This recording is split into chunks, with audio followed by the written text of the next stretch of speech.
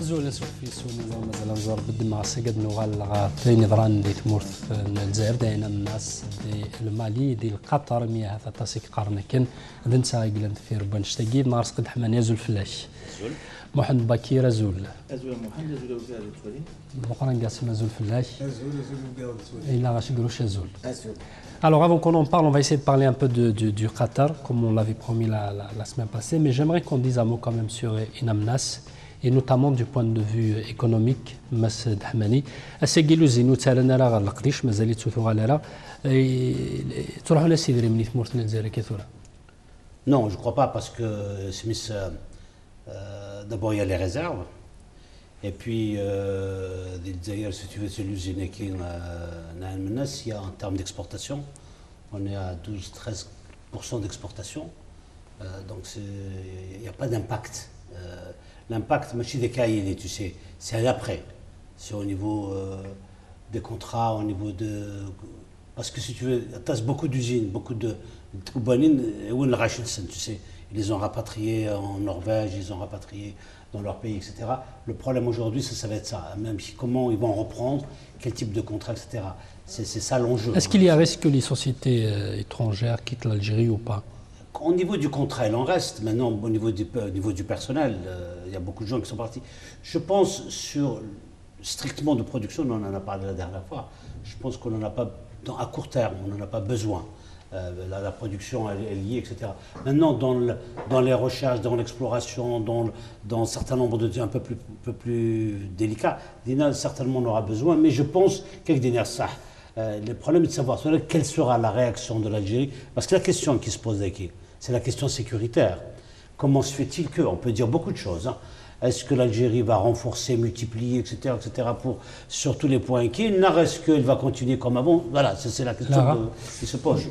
Je pense, si on peut donner des chiffres, c'est en termes de revenus pétroliers et gaziers, c'est 5 milliards de dollars par an.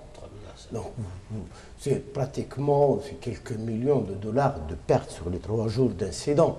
Et c'est le produit on parle beaucoup de gaz, mais c'est le condensat, c'est-à-dire le produit noble du pétrole.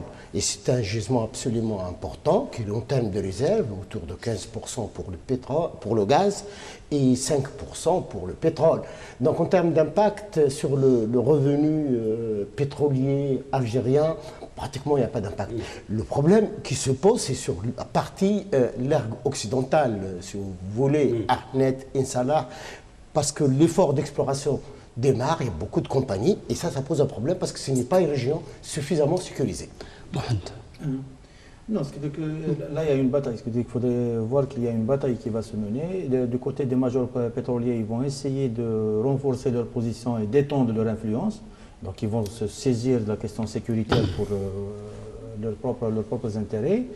D'après le temps d'Algérie, il y a une première réponse algérienne, puisque la sécurité des installations pétrolières, d'après le temps d'Algérie, elle est prise en charge désormais par l'ANP, et il y a le système des laissez-passer qui est réinstauré, ça c'est une donnée. Et semble-t-il que l'opération Dinamenas a eu des suites, puisqu'il y a eu des arrestations qui ont été faites à Ardaya, où l'un des instigateurs de l'opération aurait été arrêté, et l'une des révélations, toujours du même journal, serait que Insalah était visé. D'accord. Est-ce que c'est le rôle de l'ANP de surveiller les sites pétroliers?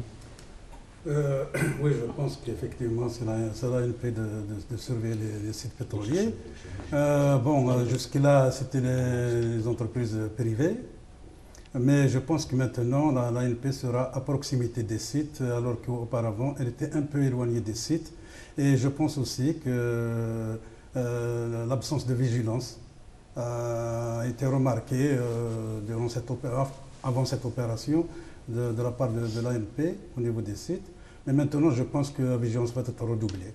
Voilà. Alors, j'aimerais qu'on revienne un peu au Qatar, on va en parler. Juste en 2 mots, Lara, si vous pouviez nous dire un mot sur ce pays, ce petit ou ce grand pays, ce petit pays qui joue dans la cour des grands. Si vous voulez, juste un point de vue à la fois historique, économique et géopolitique en quelques mots. Quelques mots. Le Qatar, je ne sais pas si on peut se permettre un pays ou un territoire, d'abord. 12 km². Oui. Donc, c'est autour de 12 000 km². Il a accédé à son indépendance en 1971. Il y a une population de 1,6 million. C'est très, très problématique d'analyser cette population-là. Vous avez, sur le 1,6 million, vous n'avez que 300 000 Qataris. 300 000 Qataris. C'est important, il faut le retenir. C'est un chiffre absolument important. La structure, donc sur le plan des données macroéconomiques, si vous voulez, donc 1,6 million avec 300 000 Qataris, avec une base américaine qui a un turnover de 300 000 annuel. Donc vous voyez la population de Qatar et le turnover des soldats américains sur cette base-là, parce que c'est une donnée absolument stratégique à analyser par la suite. Donc, comment la population a évolué? Si je vous donne des chiffres, vous allez être un peu surpris. En 2002, il n'y avait que 600 000. Tout le Qatar autochtone, autochtone et étranger, 600 000. On est passé à 1 million en 2008 et à 1,6 million en 2010. Donc c'est à la fois un bouleversement, et ça s'explique bien sûr par le développement des réserves gazières. Non, c'est là, juste pour qu'on soit pédagogique, dès qu'il a amené, il faut coller ce boom-là par rapport au coup d'État du fils actuel, du prince actuel en 1995, quand il a destitué, déposé son père, c'est-à-dire qu'avec le fils, c'est là où on va rentrer dans une vraie stratégie qui est différente. Ce qui explique le boom. Non, c'est bien pour donner des... Non, on peut aller au détail par la suite. Oui, non, juste pour donner des explications. Pourquoi. Une particularité également à retenir, c'est une population sur le 1,6 million, c'est une population masculine. C'est-à-dire que vous avez 75% de la population qui est masculine. Chose qui peut poser des problèmes sur le plan des mœurs, sur le plan de la pratique religieuse, du code civil. Le 40% par exemple des divorces par an, c'est énorme. Également, c'est un pays qui dispose, en termes de structure sociale, de 2 tribus qui gouvernent. La tribu Al-Ithani et la tribu Al-Masned, qui se retrouvent par l'émir qui est de Ali Thani et par sa femme qui est de Ali Mesnet. Très bien. Vas-y, si vous voulez. Oui, j'aimerais juste qu'on revienne, et puis quand vous allez revenir, et puis on reviendra un peu plus sur une deuxième partie.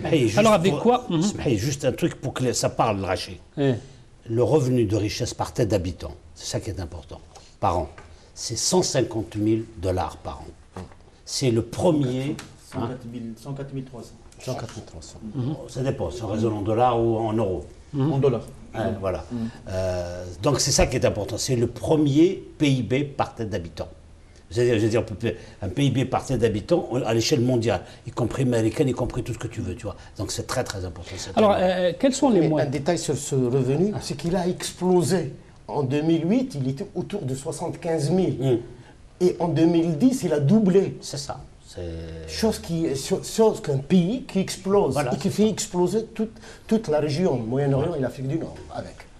Vous voulez dire quelque chose? Non, mais je voudrais dire justement qu'est-ce qui a fait ce boom économique du Koweït. Pardon. Du Qatar. Du Qatar plutôt, m'excusez. En fait, c'était un petit pays qui a acquis son indépendance en 1971. Il y a eu 2 coups d'État, c'est pas la peine de revenir là-dessus. Oui. L'émir actuel avait une stratégie de développement qui est quand même assez atypique. Il a créé 2 institutions très importantes qui sont un peu les piliers de son économie. Le KIA, n'est-ce pas, le Qatar Investment Authority, en français on peut dire l'autorité des investissements du Qatar. Et une autre institution qui est la fondation, fondation du Qatar, qui est dirigée par sa femme. Le fonds d'investissement, il faut rajouter pour expliquer. Justement, je vais l'expliquer. Donc il y a ces 2 piliers qui ont permis le boom économique. Alors, qu'est-ce que c'est que le KIA?